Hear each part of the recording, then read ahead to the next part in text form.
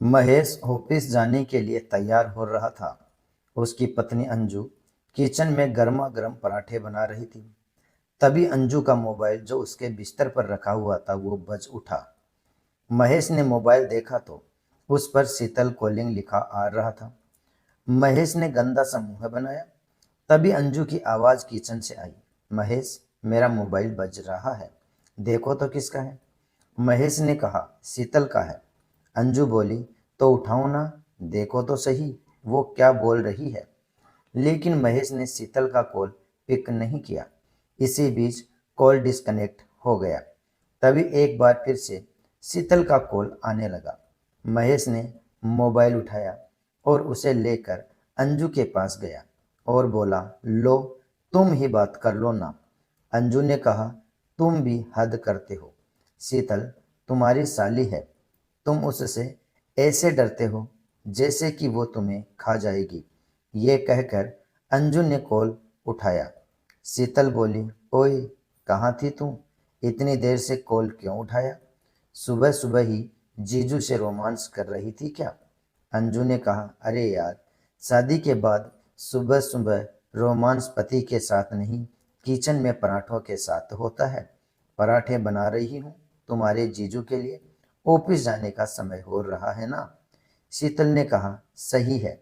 सुन, मैं 3 महीने के लिए जयपुर आ रही हूँ। अंजू बोली, सच? सुबह सुबह तुमने मस्त खुशखबरी दी है। आजा, बहुत दिन हो गए तुमसे मिले हुए।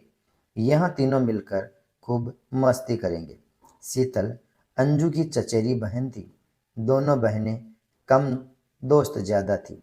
अंजू ने शीतल के आने की बात खुशी खुशी महेश को बताई तो उसका मुंह उतर गया। महेश ने कहा, कब आ रही है वो? अंजू बोली, परसों की फ्लाइट से आ रही है। महेश ने कहा, परसों? इतनी जल्दी? कितने दिनों का प्लान है? महेश ने ये बात ऐसे कही जिसे सुनकर अंजू ने उससे कहा, क्या बात है, शीतल के आने की बात पर इतना ठंडा रिएक्शन?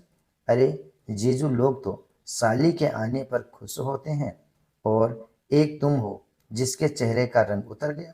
महेश ने कहा, नहीं नहीं, ऐसा तो नहीं है। मेरा रंग क्यों उतरेगा? महेश शीतल के आने की बात सुनकर नर्वस हो गया था। जब वो अपने ऑफिस जा रहा था तो उसे शीतल के साथ अपनी मुलाकात याद आ रही थी। 2 साल पहले की बात है। महेश दूल्हे की ड्रेस में बहुत ही हैंडसम लग रहा था। वो स्टेज पर खड़ा था। वरमाला की तैयारी हो रही थी। शीतल बोली, जीजू, आप तो बहुत ही हॉट लग रहे हो। जी कर रहा है कि आपको गले लगा लूं। शीतल की बात सुनकर महेश उसे घूरने लगा तो शीतल ने हंसते हुए कहा, क्या बात है, ऐसे क्यों घूर रहे हैं? कुछ करने का इरादा है क्या? महेश तब भी शीतल को घूर रहा था। तभी शीतल खिलखिलाते हुए बोली, अरे जीजू, आप इतनी टेंशन क्यों ले रहे हैं? मैं कोई गैर नहीं, आपकी आधी घरवाली, आई मीन साली हूँ। शीतल नाम है मेरा। बरमाला के स्टेज पर यही था शीतल के साथ उसकी पहली मुलाकात। बहरहाल महेश और अंजू की शादी हो गई। जब वो अंजू को विदा करके ले जाने लगा तो शीतल उसके पास आई और उसको कानों में कहा, क्यों जीजू, रात को सोने तो दोगे ना अंजू को, या फिर पूरी रात? शीतल की बात सुनकर महेश झेंप गया। उस मुलाकात ने महेश के मन में शीतल की एक अलग ही छवि बना दी। फिर उन दोनों की कभी मुलाकात तो नहीं हुई, लेकिन 2-3 बार मोबाइल पर बात हुई। तो शीतल ने कहा, क्यों जीजू, अभी आप भी तो कॉल कर लिया करो अपनी प्यारी और होठ साली को। महेश ने कहा, करूँगा, ज़रूर करूँगा। शीतल ने कहा, कब? रात को? पर रात को तो आप कुछ और कर रहे होंगे ना। फिर शीतल खिलखिलाकर हंसती है। महेश उस दिन ऑफिस में भी अपसेट रहा। खैर, शीतल के आने का दिन आ गया। महेश ने अंजू से कहा, तुम भी चलो ना एयरपोर्ट शीतल को लाने के लिए।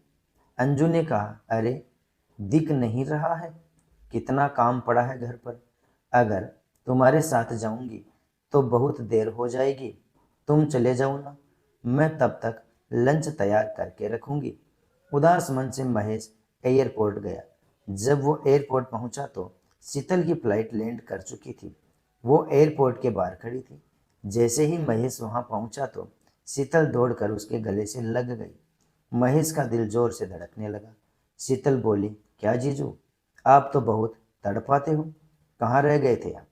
20 मिनट से आपकी खूबसूरत और होठ साली आपका इंतजार कर रही है और आप है कि अब आ रहे हैं। महेश बोला, अरे वो ट्रैफिक में फंस गया था। शीतल बोली, जीजू कभी हमारी निगाहों के घेरे में भी फंसिए ना, निकलने का मन ही नहीं करेगा।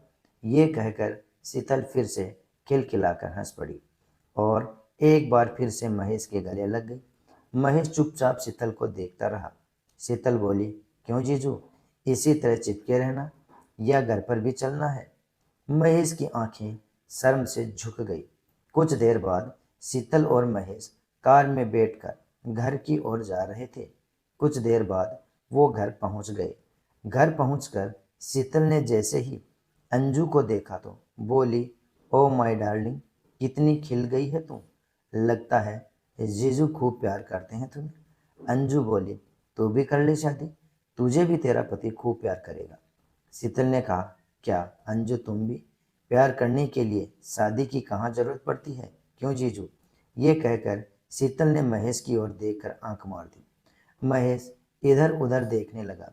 शीतल को आए हुए 2 सप्ताह हो गए थे और इन 2 सप्ताह में उसने कई बार महेश को छेड़ा और कई बार तो उसके साथ ऐसी हरकत की कि उसका मन हुआ वो अंजू को बता दे।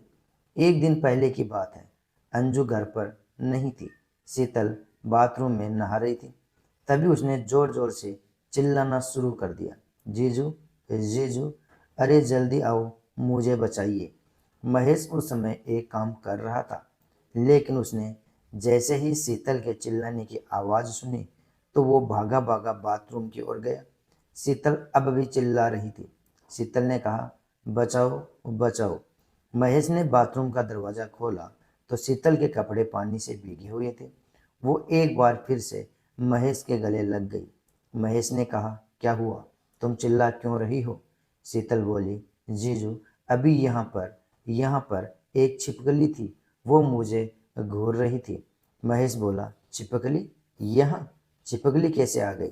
शीतल बोली, वो मुझे पता नहीं, शायद मुझे नहाते हुए देखने का मन हो उसका। यह कहकर वो एक बार फिर से हंस पड़ी। इस बार महेश को उसकी इस हरकत पर बहुत गुस्सा आया। महेश ने कहा, देखो शीतल, ये सब मुझे अच्छा नहीं लगता, प्लीज ये सब मत किया करो। अगर अंजू को पता लग गया तो वो मेरे बारे में क्या सोचेगी? शीतल ने कहा, अंजू को बोलेगा कौन जीजू? शीतल ने यह कहकर एक बार फिर अपनी एक आंख मारी। महेश वहां से चला गया, लेकिन शीतल की इन सब हरकतों के कारण महेश बहुत डरा डरा और टेंशन में रहने लगा। एक दिन जब अंजू ने उससे इसका कारण पूछा तो महेश ने कहा, शीतल का बिहेवियर मुझे सही नहीं लगता, वो कुछ अजीब सा मजाक किया करती है, मुझे अच्छा नहीं लगता। अंजू ने कहा, अरे तुम भी ना, वो साली है तुम्हारी, वो नहीं करेगी तो तुमसे मजाक फिर कौन करेगा?